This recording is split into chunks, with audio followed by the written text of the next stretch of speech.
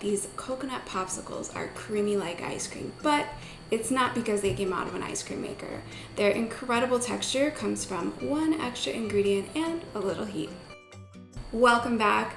I'm Steph, and today we are making another perfect summer popsicle recipe, this time creamy coconut with a crisp chocolate shell. Just like with the popsicle recipes before, we are going to get started with a blender and adding 1 can of full-fat coconut milk, 3 tablespoons of shredded coconut, 3 tablespoons of agave, 1 tablespoon of cornstarch, and a 1/4 teaspoon of salt. And you want to give that a good blend and get everything smooth. And then we're going to heat it up to activate the cornstarch, which is what's going to bump up that creamy texture.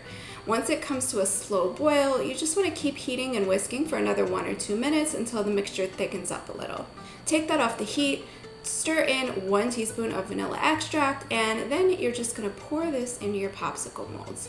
You want to leave about 1/8 inch of space at the top for the popsicles to expand when you pour it in. All right, next just cover them up, add your popsicle sticks, and pop them into the freezer. For the creamiest texture, you want to make sure that your freezer is on the coldest setting, and if you have one of those quick freeze buttons, you can use that too. Mine usually take around 5 hours to freeze all the way through, but it might vary for you depending on your freezer settings or the type of popsicle mold that you're using. The easiest way that I found to do it is to just make the popsicles at night, and then in the morning, they'll be ready. All right, so before we take our popsicles out, let's prepare our chocolate and toasted coconut. This is totally optional. These popsicles are really good on their own, but everything is better with chocolate, in my opinion. So toasting the coconut shreds is pretty easy. I just put them in a pan over medium-low heat and just keep stirring until they start turning golden brown.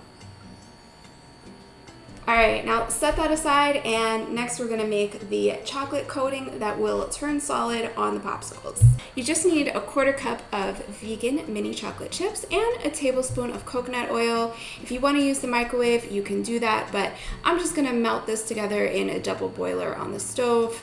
Actually, I don't know what happened to my double boiler, so I'm just melting this stuff together in a saucepan over another small pot of boiling water.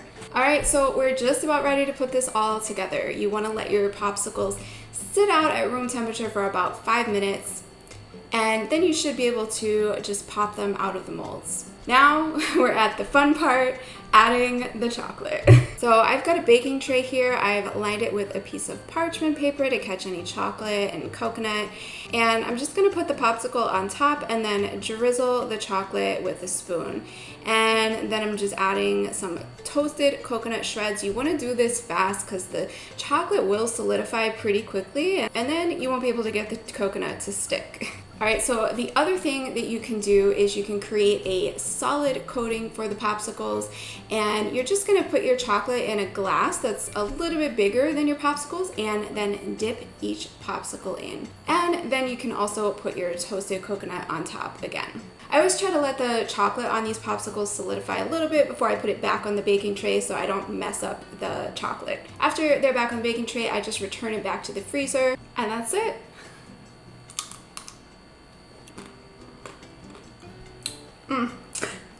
It's so good. It tastes just like the store-bought ones, but with no dairy, no artificial junk, just good stuff. All right, well, that's gonna do it for this one. Thank you so much for watching, for liking, for subscribing, and I'll catch you in the next one.